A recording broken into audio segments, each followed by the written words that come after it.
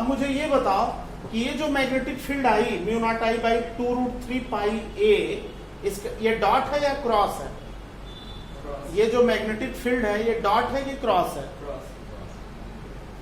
इस वायर की फील्ड 0, इस वायर की फील्ड 0, इस वायर की फील्ड ये है और ये फील्ड डॉट है ना?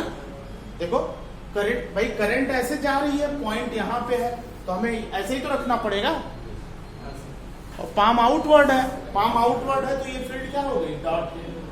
कोई दिक्कत इसमें? Is this clear? सबको क्लियर है? तो इस तरह से ये फील्ड डॉट हो गई। अच्छा, अब अगर इसी क्वेश्चन में थोड़ा सा चेंज करते हैं बच्चों और इसका सोच के आंसर बताइए, निकालिए। क्या किया कि equilateral triangle, current anti clockwise है, सेंट्रॉइड पे मैग्नेटिक फील्ड बतानी है। करंट आई है, एवरी साइड ए है, सेंट्रॉइड पे मैग्नेटिक फील्ड बतानी है। पॉइंट जो है वर्टेक्स पे नहीं है बल्कि सेंट्रॉइड पे है। कितनी मैग्नेटिक फील्ड है सेंट्रॉइड पे ये आपको बतानी है। एक साइड की फील्ड निकाल लो, 3 से मल्टीप्लाई कर दो, आंसर आ जाएगा। एक साइड की फील्ड निकालो, इसको फर्स्ट वायर ले लो, इसको सेकेंड वायर ले लो, इसको थर्ड वायर ले लो। फर्स्ट वायर की फील्ड निकाल के 3 से मल्टीप्लाई कर दो। फर्स्ट वायर की फील्ड कितनी है? फर्स्ट वायर की फील्ड कितनी है? देखो फर्स्ट वायर की फील्ड निकालनी है तुम्हें इस पॉइंट पे बेटा, एक परपेंडिकुलर डाल दो, ठीक? यहां से इसको मिला दो, इसको यहां से इसको मिला दो। 5 1 5 2 बताओ कितना है? 60 60। Very good. इसमें तो कोई डाउट नहीं है ना किसी को? भाई ये इक्विलेटरल ट्रायंगल है तो इसका एक साइड अपने सेंट्रॉइड पे कितना एंगल बनाएगा? 120 बनाएगा। 120 का मतलब 5 1 5 2 60 60 हो गया। अच्छा, एक चीज और देखो बच्चों, पूरा वायर ए का है तो हाफ वायर कितने का होगा? a/2 का।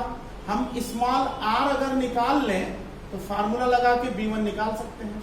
ये एंगल 60 है, हम स्मॉल r निकाल ले, यहां से यहां की डिस्टेंस स्मॉल r, ये एंगल 60 है। देखो इस राइट एंगल ट्रायंगल में ये परपेंडिकुलर होगा, ये बेस होगा और ये हाइपोटेन्यूज होगा। कोई दिक्कत? इस राइट एंगल ट्रायंगल में ये एंगल 60 है तो ये परपेंडिकुलर हो गया, ये बेस हो गया, ये हाइपोटेन्यूज हो गया। तो परपेंडिकुलर और बेस में क्या रिलेशन है? परपेंडिकुलर और बेस में क्या रिलेशन है बताओ? परपेंडिकुलर और बेस में क्या रिलेशन है? tan 60 ना, तो tan 60 क्या लिख सकते हैं बच्चों? tan 60 क्या लिख सकते हैं बताइए? r/a/2, यही होगा बेटा? हाँ, tan 60 r/a/2। कोई दिक्कत इसमें? क्लियर है ना? तो r कितना आया? r आया a/2 tan 60। tan 60 की वैल्यू बोलो बच्चों, tan 60 की वैल्यू बोलिए √3। तो स्मॉल r आ गया, स्मॉल r आ गया, समझ में आ रहा है ना? अच्छा, अब हम b1 लिखें तो क्या लिखेंगे? b1 होगा स्मॉल ki/स्मॉल r। तो स्मॉल r की जगह a√3/2, तो 2 ऊपर कर देता हूं मैं, a√3 नीचे कर देता हूं, sin 60 plus sin 60, sin 5 plus sin 5। तो sin 60 की वैल्यू कितनी होती है? √3/2, √3/2 प्लस √3/2।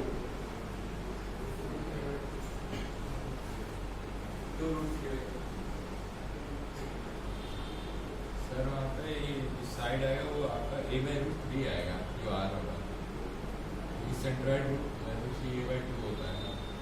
नहीं, एक मिनट सुनो, ये tan 60 है ना, tan 60 क्या हो जाएगा? परपेंडिकुलर अपॉन बेस, गलत कर ही रहे हम लोग। tan 60 होगा परपेंडिकुलर अपॉन बेस, तो a बाई 2 बाई r, देखो tan 60 परपेंडिकुलर अपॉन बेस, तो स्मॉल r लेंगे तो tan 60 नीचे आएगा। एक मिनट करेक्शन कर लेते हैं, ध्यान से देखो बच्चों, इस राइट एंगल ट्रायंगल में tan 60 परपेंडिकुलर अपॉन बेस यानी ये बाई 2 बाई r। अब यहां से r बताओ कितना आएगा भाई, tan 60 हो गया √3 और a बाई 2r, तो यहां से r की वैल्यू बताओ कितना आएगा, a बाई 2√3 ये होगा। चेंज कर लो, चेंज कर लो, a बाई 2√3 हो जाएगा ना। अच्छा अब देखो बेटा, अब मुझे ये बताओ b1 कितना होगा, b1 क्या लिखेंगे, फर्स्ट वायर की field small k I by r sine 60 plus sine 60, sine 60 plus sine 60, ये हो गया। r की वैल्यू पुट करो, r की वैल्यू पुट कर दो, ये हो जाएगा स्मॉल के ये वैल्यू आप यहां पुट करोगे यहां पे r की जगह, तो 2√3 ऊपर चला जाएगा, 2√3 i बाई a और साइन 60 प्लस साइन 60 √3/2 प्लस √3/2 कितना हो जाएगा, √3 हो जाएगा भाई, √3/2 प्लस √3/2 √3 हो जाएगा, तो मल्टीप्लाइड बाई √3 हुआ बच्चों। इसको सॉल्व करें तो कितना आएगा, इसको सॉल्व करें तो कितना आएगा बताइए, 6i/a, बिल्कुल स्मॉल के 6i बाई a। अब ये जो b1 आया इसका डायरेक्शन बोलो बच्चों, b1 का डायरेक्शन बोलो, डॉट है, क्योंकि करंट ऐसे है, पॉइंट यहां पे है, तो ऐसे ये करेंगे, डॉट फील्ड है, ये डॉट फील्ड है, तो b2 भी सेकेंड वायर की भी फील्ड सेम रहेगी और डॉट ही रहेगी। देखो ऐसे है भाई, सेकेंड वायर की जो फील्ड है वो भी डॉट ही रहेगी और थर्ड वायर की भी डॉट होगी, तो नेट फील्ड हम क्या लिखेंगे बताइए, नेट फील्ड क्या लिखेंगे, B@P हम लिखेंगे 3 टाइम्स ऑफ B1। कोई दिक्कत, 3 टाइम्स ऑफ B1 क्लियर है, समझ में आ रहा है ना सबको, 3 टाइम्स ऑफ B1, तो कितना हो गया बच्चों, ये हो गया स्मॉल के 18i बाई a और डायरेक्शन क्या हो गया, ठीक है बेटा, ये आंसर है। तुम चाहो तो इसको k को क्या लिख सकते हो, μ0/4π, सॉल्व करने पे आ जाएगा। ये 3 मार्क्स का क्वेश्चन कंप्लीट हो गया।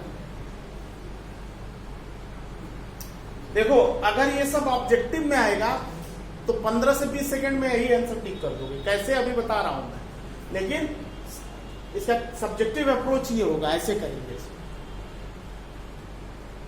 इस इक्विलैटरल ट्रायंगल के सेंटर पे कितनी फील्ड है, ये है, ठीक, और इक्विलैटरल ट्रायंगल स्क्वायर के सेंटर पे कितनी फील्ड है, अलग, वो सब ऑब्जेक्टिव में बहुत इमीडिएटली आप कर सकते हो। एक सिंपल शॉर्टकट फॉर्मूला बता दूंगा, उसको आप अप्लाई कर सकते हो, बट सब्जेक्टिव अप्रोच में तो आपको इतना लिखना पड़ेगा।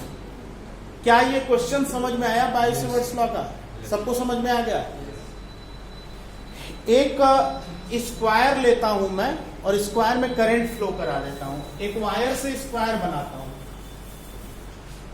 एक वायर है, इससे मैं एक स्क्वायर बना देता हूं, करंट इसमें क्लॉकवाइज फ्लो करा देता हूं, एवरी साइड ए है, सेंटर पे फील्ड बताओ, सेंटर पे फील्ड बताइए, मैग्नेटिक फील्ड बताइए सेंटर पे। एक वायर की फील्ड निकाल के 4 टाइम कर दीजिए, आंसर आ जाएगा।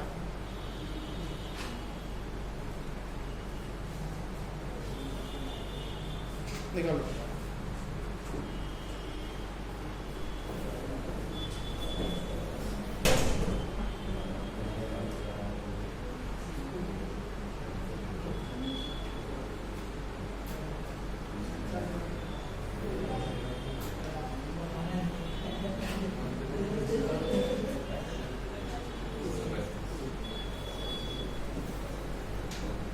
एक साइड देखो बेटा, एक साइड की फील्ड हमें निकालनी है। देखिए इसको आप फर्स्ट वायर, इसको सेकेंड वायर, इसको थर्ड वायर और इसको फोर्थ वायर मान लीजिए। इस वाले वायर की फील्ड यहां चाहिए, तो सबसे पहले यहां से परपेंडिकुलर डाल के कॉर्नर को मिला दिया, 5 1 5 2 आ गया। 5 1 5 2 कितना आया? 5 1 5 2 कितना आया? बोलो 45 डिग्री, क्योंकि स्क्वायर की एवरी साइड सेंटर पे कितना एंगल बनाता है? 90 डिग्री। तो 5 1 5 2 आ गया 45 डिग्री। क्लियर बच्चों? अच्छा एक बात बताओ, 5 1 5 2 आ गया, स्मॉल आर कैसे निकलेगा? स्मॉल आर कितना है? देखो 5 1 5 2 मालूम हो गया, हमें ये वाली डिस्टेंस मालूम हो जाए तो B1 आ जाएगा। ये वाली डिस्टेंस है कितनी? ये वाली जो डिस्टेंस है बेटा, यहां से परपेंडिकुलर डाल दो तो ये जो पूरी साइड है उसका जस्ट हाफ है। सर आंसर के 8 स्मॉल आर कितना है पहले ये बताओ? a/2। स्मॉल आर ये पूरा a है, ये a/2 है, तो ये भी a/2 है।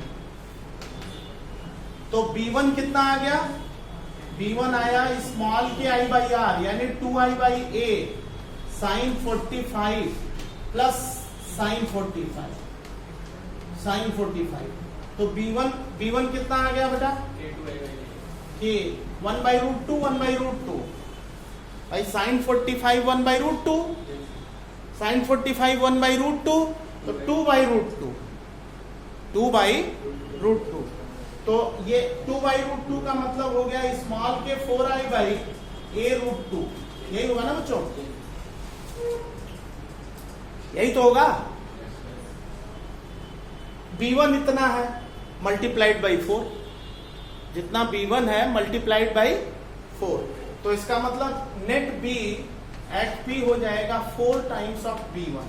4 टाइम्स ऑफ B1 अगर कर दे बच्चों तो कितना हो जाएगा बेटा? हाँ स्मॉल के 16I/A√2 और √2 से ऊपर नीचे मल्टीप्लाई कर दे तो रैशनलाइज कर दे इसको तो कितना आ जाएगा? 8√2 बिल्कुल। B एट P स्मॉल के 8√2 I/A। डायरेक्शन बोलो बेटा, ये आंसर है 8√2 I/A। भाई एक साइड की फील्ड इतनी आई, उतनी ही फील्ड इस साइड की है, उतनी ही इसकी, उतनी ही सबको ऐड करते चले गए तो 4 टाइम्स हो गया। डायरेक्शन बोलिए क्रॉस, डायरेक्शन हो गया क्रॉस। इसका आंसर है फील्ड इतनी है और डायरेक्शन क्रॉस है, इनवर्ट फील्ड। ठीक है, क्लियर?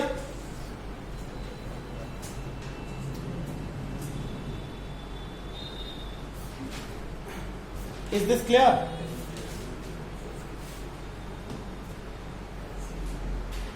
अब अगर इसी में मान लो पूछ देता कि कॉर्नर P पे कितनी मैग्नेटिक फील्ड है तो क्या करते? क्या आंसर होता? इस पॉइंट को यहां ले जाते और मैग्नेटिक फील्ड पूछ देते तो इन चारों में से 2 वायर की फील्ड 0 हो जाती। किसकी किसकी? 3 और 2 की मैग्नेटिक फील्ड 0 हो जाती है ना। अब B1 निकालना होता तो जानते हो क्या करते बेटा? अगर हमें B1 निकालना होता तो हम इसको यहां से मिला देते, एक ये एंगल आ जाता 45 डिग्री और दूसरा वाला एंगल 0 हो जाता। 5 1 45 ले लेते, B1 निकालने के लिए 5 1 45 ले लेते और 5 2 0 ले लेते तो B1 आ जाता। B1 का जस्ट डबल कर देते। B1 का क्या करते? 4 टाइम की डबल, क्योंकि इन दोनों की फील्ड तो ऑलरेडी क्या हो चुकी है? 0 हो चुकी है। तो एक का निकाल के डबल कर देते तो आंसर आ जाता। अब इस तरह का कोई भी क्वेश्चन है, जैसे कहते सेंट्रॉइड के इक्विलेटरल ट्रायंगल के सेंट्रॉइड पे कितनी फील्ड है, स्क्वायर के सेंट्रॉइड पे कितनी फील्ड है, हेक्सागन के सेंट्रॉइड पे कितनी फील्ड, सेंटर पे कितनी फील्ड है, ऑक्टागन के सेंटर पे कितनी फील्ड है ना। बोर्ड में सब्जेक्टिव में स्क्वायर या ट्रायंगल आएगा, ठीक है। कॉम्पिटिटिव लेवल पे हेक्सागन भी आ सकता है, ऑक्टागन भी आ सकता है। तो एक सिंपल सा शॉर्ट ट्रिक फॉर्मूला देता हूं, कोई भी होगा इमीडिएटली आ जाएगा। कैसे? ध्यान से देखो बेटा, बल्कि क्वेश्चन के फॉर्म में लिख लो तो ज्यादा सही है समझने के लिए। शॉर्टकट मेथड है इस तरह के ऑब्जेक्टिव क्वेश्चंस के लिए। लिखो बेटा, a regular polygon of n sides, a regular polygon of n sides, इसको बहुत ध्यान से समझिएगा, a regular polygon of n sides having current I, having current I is inscribed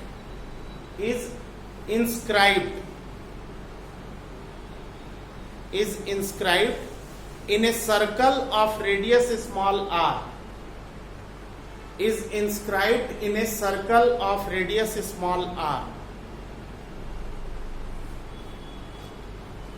Find magnetic field at the center. Find magnetic field at the center.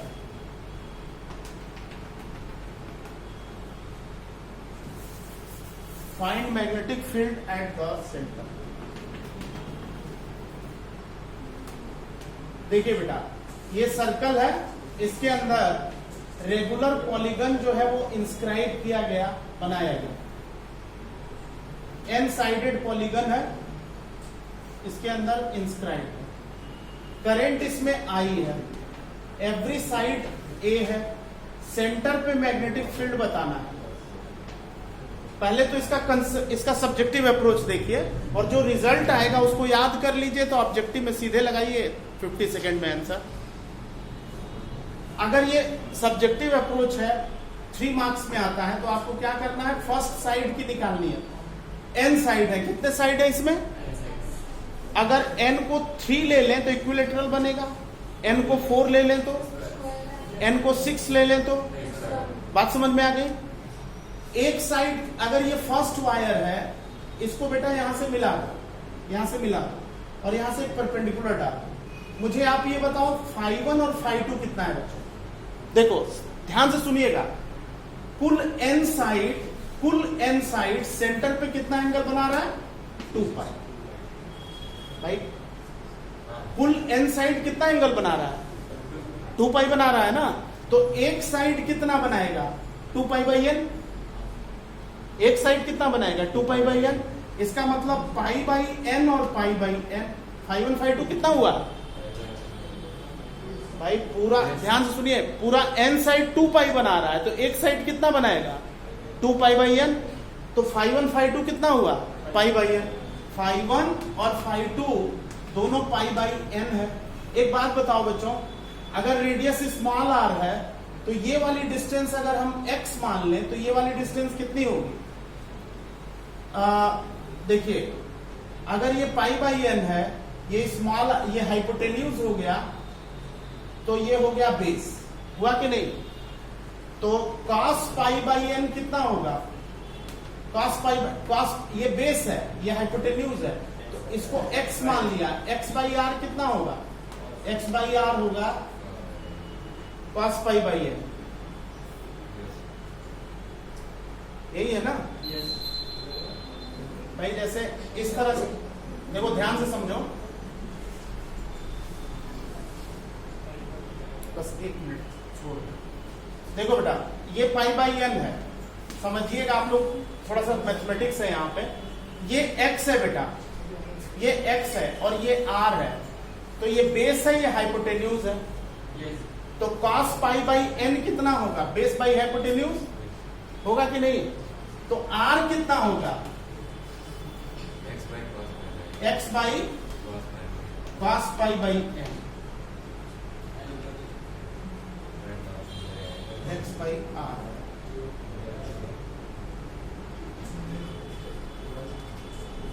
हमें r नहीं निकालना है, x निकालना है। x कितना होगा? r cos। देखिए, board exam के लिए 3 मार्क्स का या केस स्टडी, एक क्वेश्चन देगा, 4 ऑब्जेक्टिव। केस स्टडी बन गई इस क्वेश्चन पे।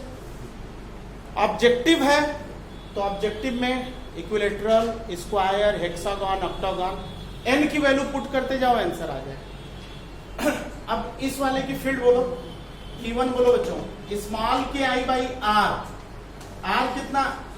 आर की जगह हमने x लिया हुआ है, तो r cos pi by n, sine φ1 plus sine φ2, तो 2 sine pi by n, sine pi by n upon cos pi by n कितना होगा? tan pi by n. Is this clear? तो बच्चों एक चीज देख लो, बस आ गया, यही शॉर्टकट फॉर्मूला है। V1 आ गया small k I by r 2i by r tan pi by n, और कुल कितनी साइड है? तो b एट p कितना होगा? b एट p होगा n टाइम्स v1, तो b एट p होगा स्मॉल के 2ni by r tan pi by n. ये केस स्टडी बन गई, 4 ऑब्जेक्टिव क्वेश्चन बन जाएंगे, इसमें कुछ भी पूछ देगा। ठीक, ऑब्जेक्टिव है तो ये रिजल्ट याद रखिए, n की वैल्यू पुट करते ही आंसर आएगा। मान लो ट्रायंगल के सेंटर पे तो पाई बाई 3, भाई ट्रायंगल के सेंटर पे tan पाई बाई 3 √3। ठीक, क्लियर? स्क्वायर के सेंटर पे पाई बाई 4 की वैल्यू 1/√2। cos 45 डिग्री की वैल्यू कितनी है? 1/√2। एक मिनट में आंसर आएगा। तो ये जो है बच्चों, इसको आप नोट कर लो, ठीक है, इसको आप नोट